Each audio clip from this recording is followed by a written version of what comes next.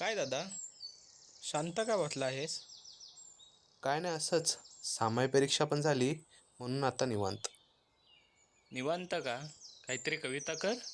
कविता ती करून झालो. ऐकव मग. चल मग ऐकवतो. परीक्षा सामाई. परीक्षा सामाई सदा अवघड जाई. परीक्षा सामाई सदा अवघड जाई. थरथरणाऱ्या पेनाची आज उतरलीच नाही शाई. हातात आली प्रश्नपत्रिका पण येत काही नाही. हातात आली प्रश्नपत्रिका पण येत काही नाही. अवघड त्या प्रश्नांची ती उत्तरेच आठवली नाही. जीव घेणे 3 तास संघर्षमय असतात.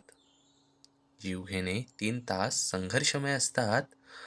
पुरवणी घेताना पर्यवेक्षक भयानक गालात हसतात. पेपर सुट्टा सारेजण श्वास मोकळा घेतात.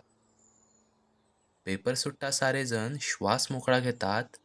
सोप्या गेलेल्या पेपराची बडाई भरपूर मारतात. हातात येता प्रगती पुस्तक मात्र डोळे भरून येतात. हातात येता प्रगती पुस्तक मात्र डोळे भरून येतात. आणि डोळे पुसून सारेजण बाजूला हळूच डोकावून पाहतात. रोजचे हलके वाटणारे दप्तर आज नेमके जड का वाटते? रोजचे हलके वाटणारे दप्तर आज नेमके जड का वाटते? रोज पकडली जाणारी आपली बस आज लवकर कशी सुटते? बंदूक घेऊन वाटतात सारे प्रगती पुस्तक दाखवण्याआधी. बंदूक घेऊन वाटतात सारे प्रगती पुस्तक दाखवण्याआधी.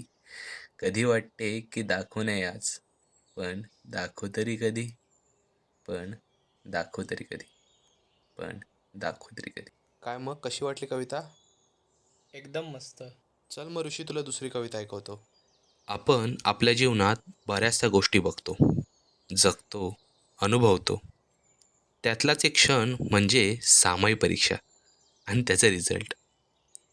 पास झालो तर पेढे, नाहीतर छडी. यामुळे जीवनात एकदा ना एकदा तरी आपण रिझल्ट लपवलेलाच असणार.